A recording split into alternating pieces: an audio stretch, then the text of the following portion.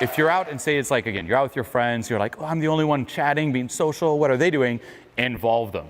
And you can involve them in really fun ways, or just even like role plays where it's like you go up and like, hey, this is my friend. He's famous. Oh, here's, my uncle. You can take it so many places. And now instead of just being you in the fun, you're just involving all these people. And it adds more topics, more stories, and more excitement. If you're talking to someone and say even you're really interested in stuff, you're like, you know what, we've been talking a little too long and just slowly kind of dying off. Hey, meet my uncle. We take baths together. Shit like that.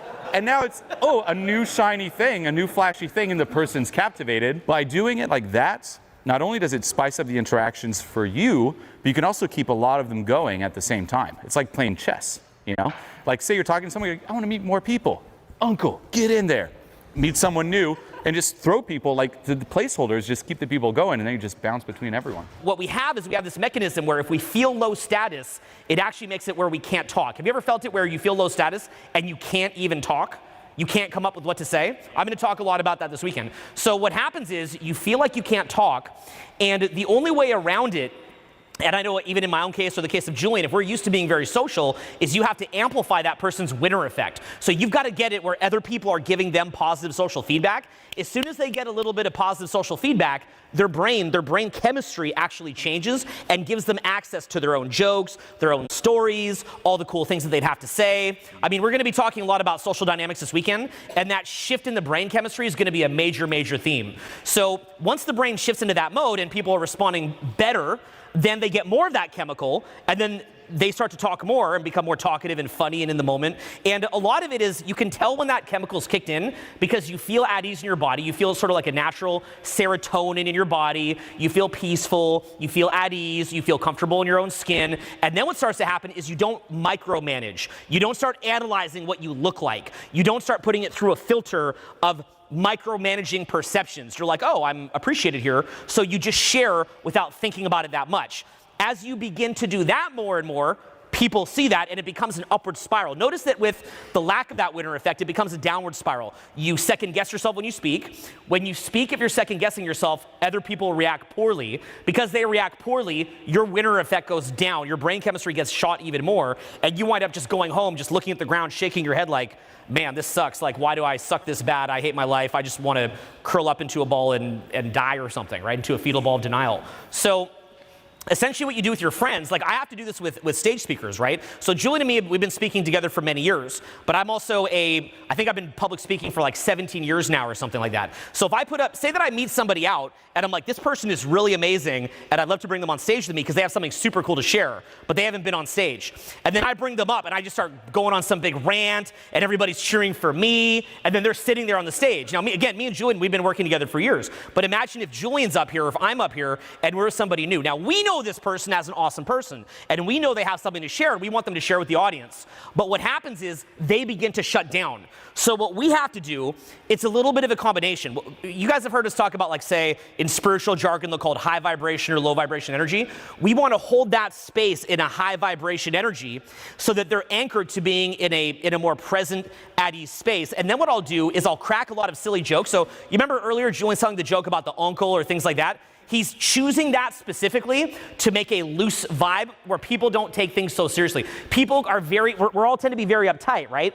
So we tell these kind of off-the-wall jokes so that people realize it's a judgment-free environment, it's a safe space, nobody's gonna like think bad of you if you don't say the perfect thing. Look, we've already said the most ridiculous thing you've heard in your life, so how could it be worse than the uncle thing, right? So if at that point we've kind of set the bar low, it's just kind of funny, it's playful, it's easy, then what you do is you kind of start putting attention onto them. Or maybe you even speak with a little bit more submissive vocal tone than they have. Or maybe you overly laugh at their jokes a little bit and kind of let them be the star for a sec. And as you do that, the floodgates start to open, and then you have to kind of sink in your contribution into it, and then you become synergistic. But if you just go explode out, then what winds up happening is they'll shut down. This is very common in basketball, for example. I'm a huge Lakers fan. I used to go to every Kobe Bryant game that I could. And Kobe Bryant is so incredible, and what would happen is he'd want to take over the game. But the problem is if he's taking all the shots and he's in his flow, what happens when he finally decides to pass to a teammate? Well, they're going to miss the shot. And then Kobe gets mad at them and says, you just had to, I scored 50 points tonight. I just needed you all to score like 10 points each, but you couldn't even do that, huh? Well, yeah, Kobe. Like, I'm the biggest Kobe stan you've ever seen, so I love Kobe. But because I've watched him so well, I know his strengths and weaknesses, and I have the same weakness. So basically, what happened is, if he doesn't pass it to them, by the time that they get the ball, if Kobe was injured, that same player might have had 25 points.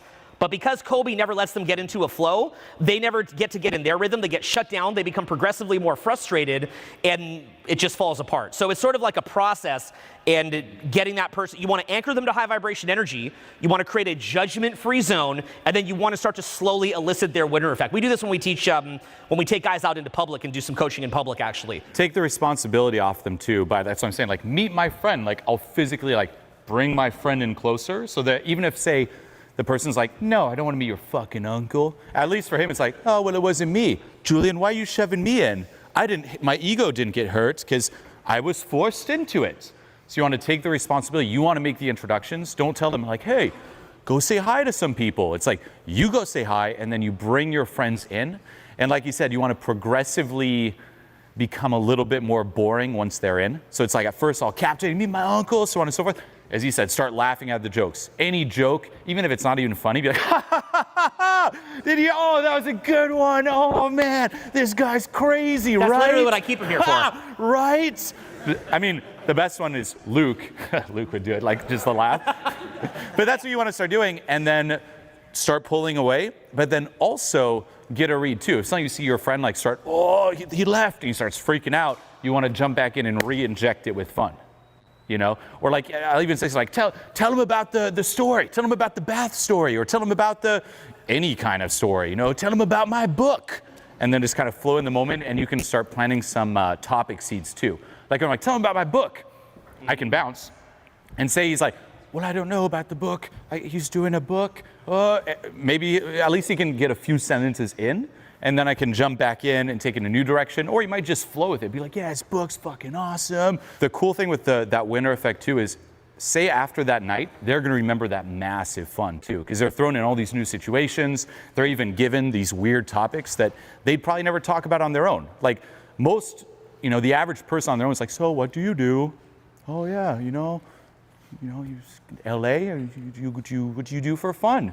Do you like TV? What's your TV? Friends. Oh, interesting. You like Friends? Like that's their average thing. And then you throw these exciting topics, like even the book shit. Suddenly they're like, well, yeah, the book. Or like my uncle, we take baths together. It's like, yeah, we take nice bevel baths and shit. Some people find it weird, but it's not. Like just that will make it exciting. And they'll remember that for like the whole week or the whole month or even that whole year. It's like, oh man, going out with that guy's so fun. We told these people we took baths together. What the fuck? It was so exciting. And then guess what? I want to do that again. Hey, let's go out again. And then you get the momentum going. And then they're going to start doing it on their own and coming out. And then you have this huge ball of fun.